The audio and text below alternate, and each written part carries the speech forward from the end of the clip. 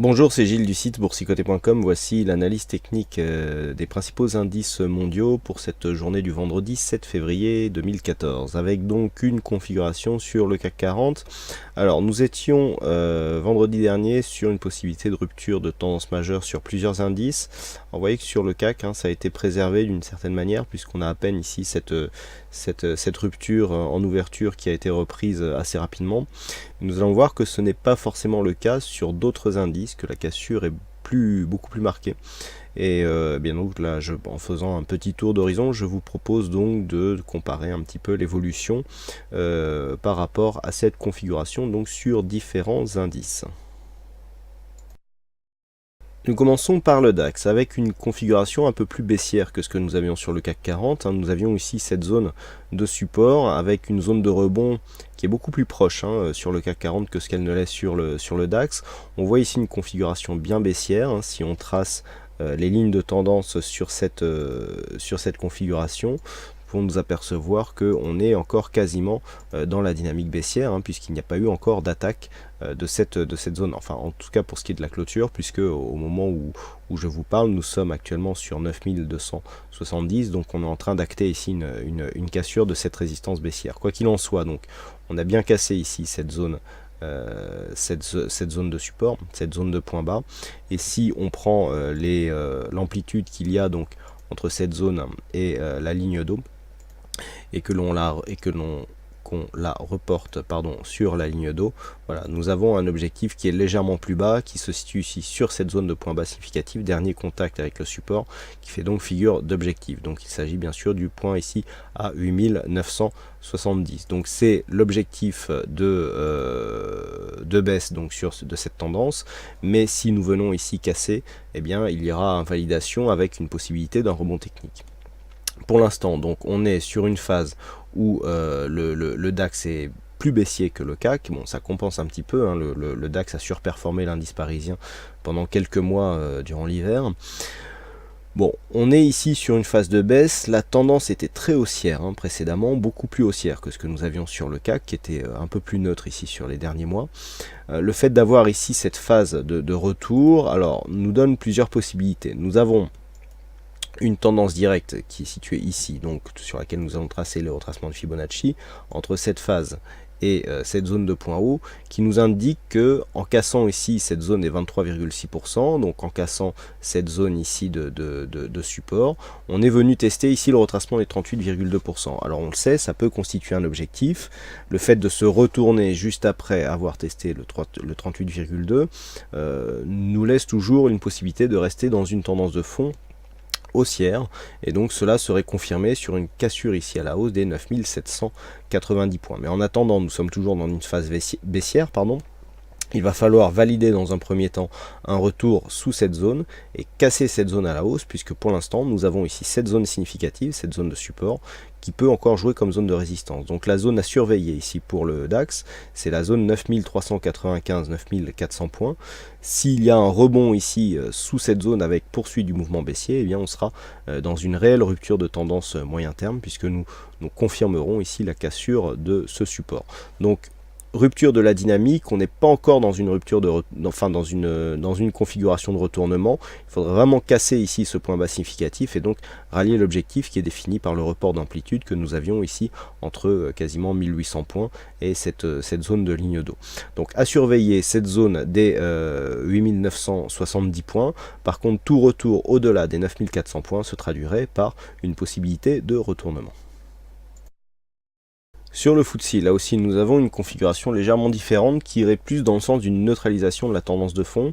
Nous avons bien ici une rupture de cette zone de support. Donc la rupture de cette zone de support s'inscrit ici dans une rupture de dynamique moyen-long terme. On avait ce support ici qui était très significatif. Et puis la rupture fait que nous sortons donc de cette tendance après avoir marqué un nouveau plus haut qui n'avait que peu d'amplitude par rapport au précédent. Donc ici, on vient sortir du point de vue des indicateurs. Nous avons une configuration en rebond, puisque nous avons ici une phase de survente, retournement du MACD, ce qui nous donne ici une possibilité de rebond. Donc là, pour l'instant, nous sommes dans une évolution plutôt neutre, hein, on le voit bien ici avec cette zone de point bas qui a été confirmée ici, et donc qui nous donne un signal de rebond. Donc l'objectif ici se situe à 6650 points. C'est un objectif neutre, hein, qui irait, je dirais, dans la continuité d'une tendance neutre. Maintenant, il va falloir attendre la cassure d'une borne ici de ce range. Alors nous sommes bornés ici entre 6420 points et 6880. Tant que nous sommes à l'intérieur de cette zone, on continuera ici à confirmer un biais neutre. Par contre, la cassure de l'une ou de l'autre de ces zones nous donnera un biais beaucoup plus directionnel, donc phase de stabilisation sur le FTSE. Sur le S&P 500, nous avons là aussi un signal de rupture. Alors nous avons premièrement acté ici un double top, donc l'objectif a été atteint, ça c'est la première chose. Deuxième chose, nous avions défini ici un report d'amplitude comparable à celui que nous avons eu sur le DAX, sur le S&P 500 en cas de rupture ici de cette zone de support. Donc la rupture est intervenue, donc l'objectif se situe légèrement sous les 1700 points, on est à 1697 points. Pour l'instant, les cours ici ont enfoncé ce support, donc ça c'est assez important puisque c'est un support quand même de tendance moyen-long terme. Et le fait que l'on ait enfoncé ce support nous place dans une rupture de dynamique. Alors, rupture de dynamique, pour l'instant, il n'y a pas encore de signal de retournement, on est sur une phase de consolidation très faible par rapport à l'intégralité de la tendance. Toutefois, sur une vue un peu plus court terme, nous avons pour l'instant donc une rupture de cette zone de support, accélération, retour sous cette zone, et là on est en train de tester cette zone des 1780 points, puisqu'au moment où je vous parle, eh bien, nous sommes à 1772, donc on est vraiment ici dans le test de cette zone de résistance.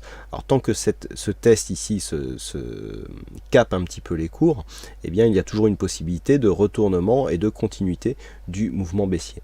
Du point de vue des indicateurs, on est plutôt dans une perspective de rebond, avec un RSI qui est plutôt haussier. Bon, on est presque neutre du point de vue du RSI. Stochastique qui est en légère survente pourrait nous donner un signal haussier dans les prochains jours.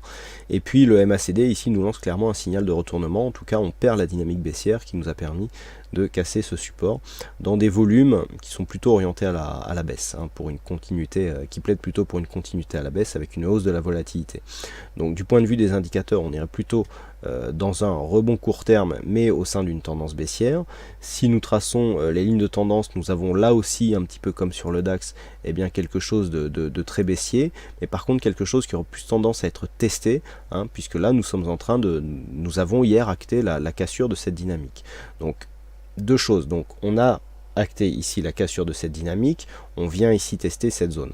Donc là, les zones de test devront être les zones horizontales, 1772 points, rupture haussière ici de cette zone de résistance avec un retour par exemple sur 1793 points, voire 1800 points, nous donnera clairement un affaiblissement de cette dynamique baissière et qui pourrait se traduire dans les prochains jours par une stabilisation des cours, donc suite à une forte hausse qui dure depuis maintenant quelques mois, puisque depuis ici ce point bas que nous avions eu en 2009, on avait une première dynamique ici très forte, donc jusque fin 2011, et ensuite on avait quelque chose de très régulier depuis donc fin 2011 jusqu'à fin 2013. Donc là, on est en train de rompre cette dynamique. Mais pour l'instant, il n'y a pas encore de réel signal de retournement. Il faudrait vraiment un enfoncement baissier pour passer baissier d'un point de vue moyen long terme. Donc pour l'instant, on visera une neutralisation du mouvement. Alors nous avons ici cette zone de support 1728 qui correspond à un précédent point haut significatif qui pourrait bien faire office dans un premier temps de limite de range pour une évolution horizontale, sachant que nous avons un objectif ici d'amplitude à 1696 points. Donc tant que l'on se situe ici dans ces zones-là, je dirais qu'on est en rupture de dynamique, mais au profit d'une stabilisation. Par contre, si on descend sous cette zone des 1700 points, là, on pourra commencer à parler d'un retournement et d'un biais baissier, donc sur le S&P 500. Le Nasdaq n'échappe pas à la perte ici de dynamique, mais dans une moindre mesure. Nous étions dans une configuration beaucoup plus haussière et beaucoup plus dynamique sur le composite des valeurs techno. Nous avions eu ici une phase d'accélération alors que les cours se trouvaient déjà dans un trend haussier. Nous ne faisons que revenir dans cet ancien trend. Vous voyez que c'est sans commune mesure avec ce qui se passe sur les autres indices. Donc quoi qu'il en soit, nous avons eu ici une rupture de dynamique. On est revenu ici chercher ce support, donc support qui était l'ancienne résistance du trend. Donc on a dans un premier temps rebondi, ensuite on a rebondi une deuxième fois et on a cassé, et là on retrouve cette zone comme une résistance. Donc pour l'instant, nous n'avons qu'une réintégration de des cours à l'intérieur de ce trend. Sauf que, et je vous en avais parlé quand on avait commencé ici à passer au-dessus du trend, en général, lorsque nous avons ici un trend haussier et qu'il y a un dépassement par le haut, la réintégration se traduit souvent par une traversée ici du trend et un retournement. Donc là, c'est un petit peu la configuration qu'il va falloir guetter. Alors, on a encore de la marge, hein. On peut très bien réorienter le cours, mais c'est un risque qui existe du fait de ce dépassement ici qui pourrait être traduit un petit peu comme une certaine phase d'exagération. Donc là, pour l'instant, on réintègre. On a un support ici qui nous a donné une belle phase de rebond. Si on affiche les indicateurs, on a quelque chose qui irait plutôt dans le sens d'un rebond technique, avec cette configuration légèrement survendue et un MACD qui se retourne, même si les volumes sont plutôt favorables à une poursuite du mouvement baissier. Quoi qu'il en soit, tant que nous sommes ici au-dessus de cette zone des 3423 points, le rebond technique peut se développer et peut donc même revenir ici casser alors cette zone de points bas qui elle aussi est intéressante puisque 3500 points après avoir été support pour l'instant se traduit comme étant une résistance. Donc tant que l'on est sous cette zone, on a un support qui est devenu résistance, c'est plutôt baissier. Par contre le fait de repasser au-dessus de cette zone nous placerait un petit peu comme dans le S&P 500 dans une phase de sortie dynamique au profit d'un biais plutôt neutre. Je dirais que tant que nous restons au-dessus des 3420, c'est un petit peu ce scénario qu'il faudra viser, avec une évolution en range possible entre 3420 et 3590 pardon. Par contre sur une rupture baissière ici il faudra commencer à guetter les signaux baissiers de retournement de tendance moyen terme et sur une rupture à la hausse, eh bien on pourra même si on a changé de dynamique retrouver une perspective plutôt haussière, mais là avec cette phase de consolidation qui a quand même cassé des zones de support qui nous définissaient des tendances moyen terme, il convient d'observer un petit peu l'évolution des cours. Et enfin, nous terminons avec l'indice Nikkei, donc l'indice japonais qui marque bien ici une rupture de la dynamique. Je vous ai indiqué la semaine dernière que le signal, je dirais, d'une baisse généralisée pouvait venir du Japon. Alors, on a une baisse très forte qui saute divers éléments techniques. On avait ici cette zone de support en vert qui nous donnait un premier signal de perte de dynamique. On avait ce second ici support qui n'avait que 2 points significatifs, qui est franchi sur un gap, c'est très net ici sur cette phase. Voilà, et donc on a des éléments qui nous donnent des mouvements de baisse systématiques et successifs.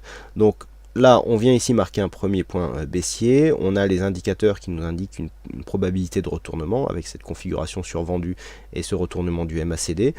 On est en train de valider donc un rebond technique. Alors le rebond technique ici pourrait nous donner un retour sur cette zone des 14 800 points ou un retour ici juste sous cette zone de résistance. Mais pour l'instant, le biais est plutôt baissier. Donc sur une rupture ici de cette zone des 13 960 points, on validerait une poursuite du mouvement baissier. Donc nous avons ici une zone aussi à 13 750 qu'il faudra surveiller. Et un possible retour sur 12 800 points n'est pas à exclure. On voit que ça va très vite ici sur l'indice Nikkei. Par contre, si les cours arrivent à remonter ici au-delà des 14 800 points, voire même au-delà des 15 140 points, eh bien il y aura une possibilité de juste acter une neutralisation du mouvement court moyen terme, puisque nous serions dans ce cas-là sur une dynamique donc qui était précédemment haussière, qui déboucherait sur un biais neutre, un petit peu comme ce que nous avons sur notamment les indices américains. Voilà donc ce que nous pouvons dire sur cette analyse technique des principaux indices mondiaux. Il ne me reste plus qu'à vous souhaiter à toutes et à tous une bonne séance, bonne chance au prochain trade, et on se retrouve donc dès ce soir pour toutes les autres analyses techniques du site boursicoté.com. Bonne séance à tous.